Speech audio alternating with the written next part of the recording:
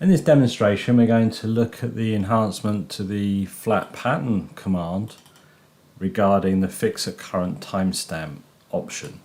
Now, what you may or may not remember from the previous release is that within sheet metal flat pattern customer defaults, we've had the ability to enable or disable by default fix at current timestamp. That's not new, that's an option, just as a reminder from the last release.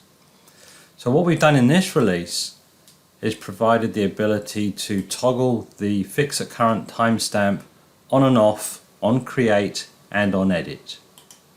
So in this particular situation we have a flat pattern fixed at timestamp and we can then put features after it.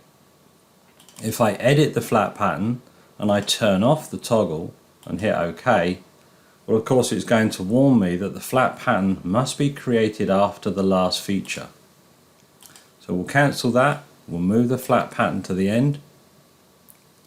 You can see the flat pattern view has been updated and I can now turn off fix at current timestamp, and any new feature that I add obviously now comes before the flat pattern.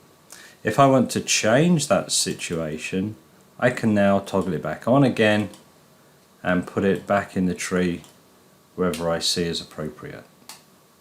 And that's the enhancement we've done for this release.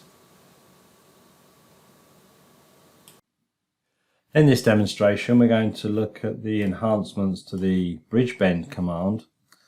Quite small but very important in terms of geometry downstream consumption.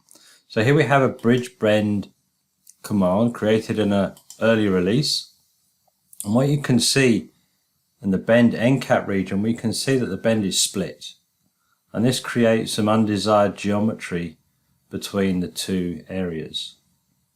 So this is a bridge bend between these two parts here, and I can recreate that, or better still, we can renew the feature, and when I renew this and hit OK, take a look at the geometry around the bend end cap.